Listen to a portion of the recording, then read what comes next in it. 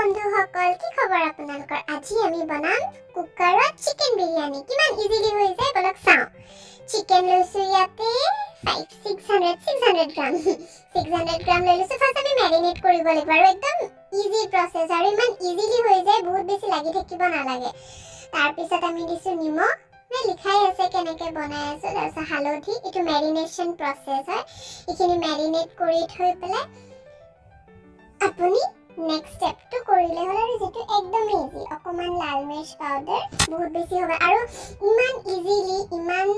bhal chicken biryani boni jay apuni ei recipe tu banale gom pabo aru next kotha hol je ami sobe biryani khai bhal pao kintu sobe bhabe je iman tan biryani banwa kone banabo bade na khao kintu ei recipe tu apni sauk aru tar pisot banaok tar pisot yare taste aru বনোৱা প্ৰসেসটো যেতিয়া গম পাব আপোনাৰ লাগিব যে let's try একবাৰ বনাই চাও এয়া চাও আমি ইখিনি বস্তুখিনি ইয়াতে ঢালি লৈছো নেমু ময়াতে কাজি নেমু লৈছো আপোনালোকে গুল নেমু লব পাৰে ধুনিয়াকে কাজি নেমু মই আধা ইয়াতে পুৰা চেপি দি গোটেইখিনি বস্তু মিক্স কৰি ধুনিয়াকে সানি লৈছো আৰু এই মেৰিনেশন two at least half an hour হ'ব লাগে যদি আপুনি একদিন আগতে ভাবিছে বিৰিয়ানী খাম বুলি এক গুটে ওভাৰনাইট আপুনি মেৰিনেট কৰি থব পাৰে যিমান দেৰি মেৰিনেট কৰে হিমান ভাল কিন্তু half an hour মেৰিনেশন কৰিলে একো কথা নাই আপুনি আৰামছে half an hour মেৰিনেশন ঠাণ্ডা জায়গাত নহবা ফ্ৰিজত থৈ দিব পাৰে আমাৰ মেৰিনেশনৰ কাৰণে ৰাখি দিছো নেক্সট আমি বাসমতি চাউল লৈছো বাসমতি চাউল নহলে নাই নরমাল যি চাউল আছে হেদি কৰিম আৰু এই চাউলখিনি ধুনিয়াকে ধুই লম আৰু 20 মিনিট ভিজাই থৈ দিম আৰু ধুতে একদম লাহে লাহে যাতে চাউলটা ভাঙি না যায় একদম সফটলি মৰমত ধুব লাগিব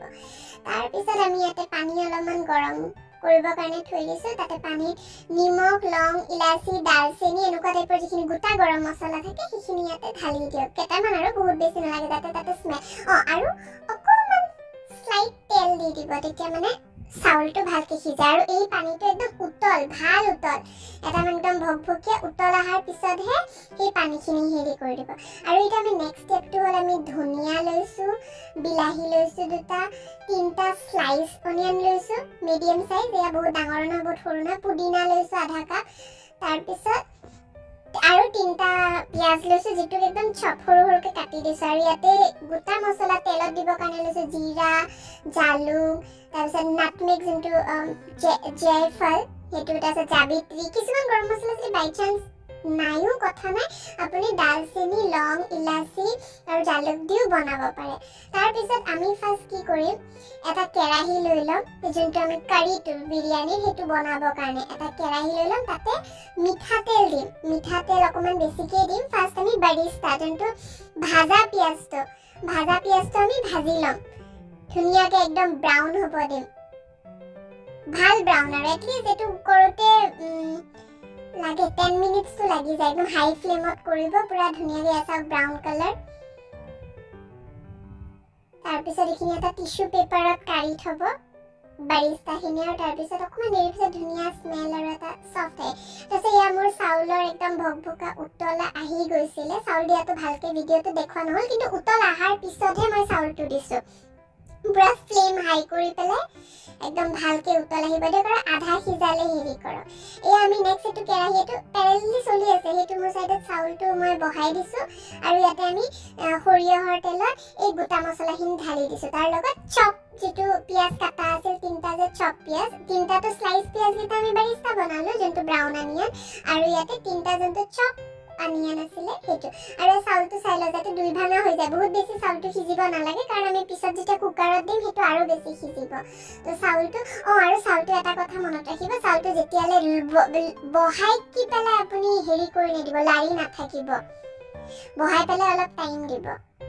তাৰ পিছত ইয়াতে চাওক মই পানীটো সেকি লৈছো আৰু এনেকুৱা সেকিনি পানী মানে ভাতটো উলিয়াই থব অলপ দেৰি ঠাণ্ডা কৰি পেলাই পানী থৈ দিলে হ'ল তাৰ পিছত পিয়াজটো ভালকে ভাজা যোৱাৰ পিছত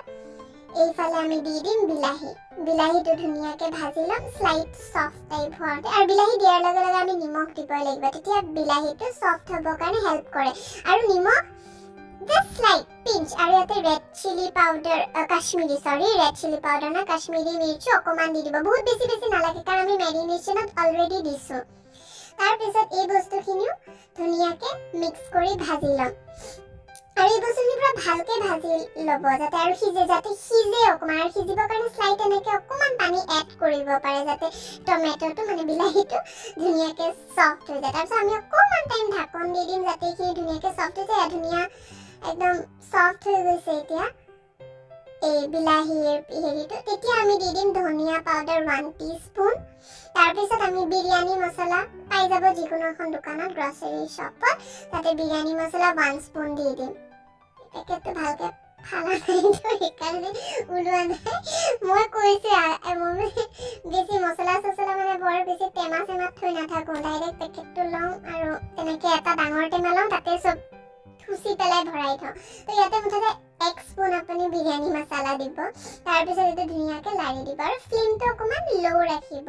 মছলাটো জ্বলি যাব নহলে তাৰপিছত 1 টেবলস্পুন অকমান বেছিকে এক মুঠি টাইপৰ কাসুৰি মেথি লৈ ল'ব কাসুৰি মেথি আপুনি যিকোনো শ্বপত গ্ৰসাৰী শ্বপত পাই যাব তাৰপিছত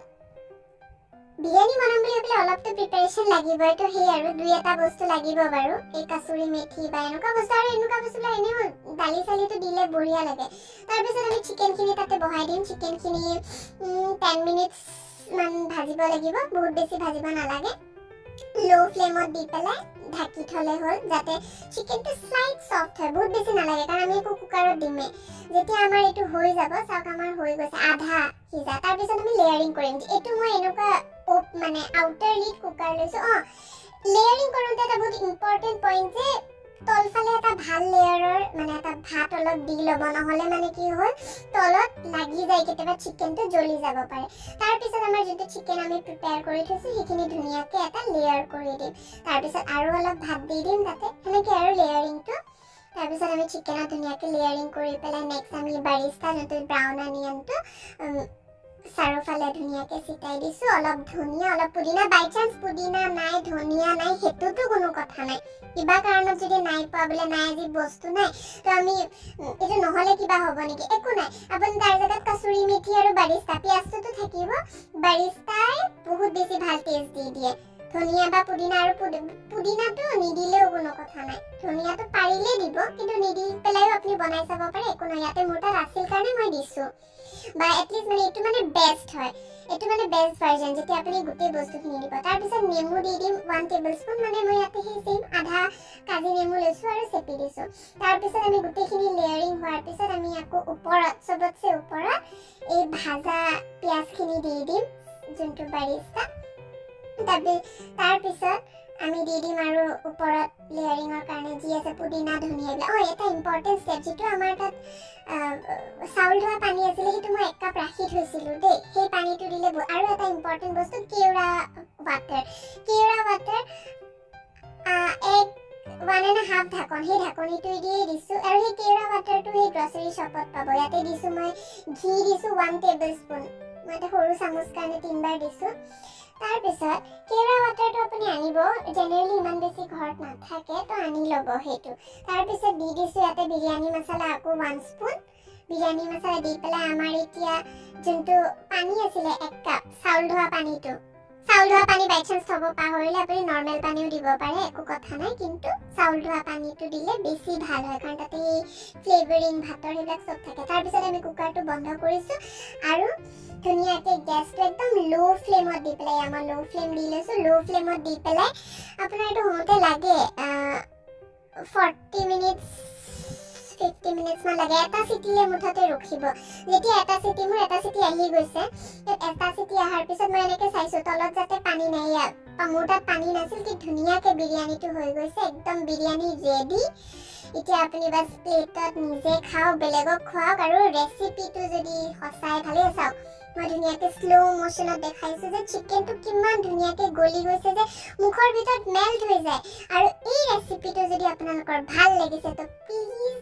ফ্ৰেণ্ডৰ লগত শেয়াৰ কৰক মোৰ ভিডিওটো চাওক আৰু মোৰ অকল ৰেচিপি বুলি নহয় মই ইয়াতে আৰু ট্ৰেভেল ব্লগ আৰু যিকোনো কিবা বস্তু জানা থাকিলে মই আপোনালোকৰ লগত শেয়াৰ কৰিম মোৰ চেনেলটোৰ নাম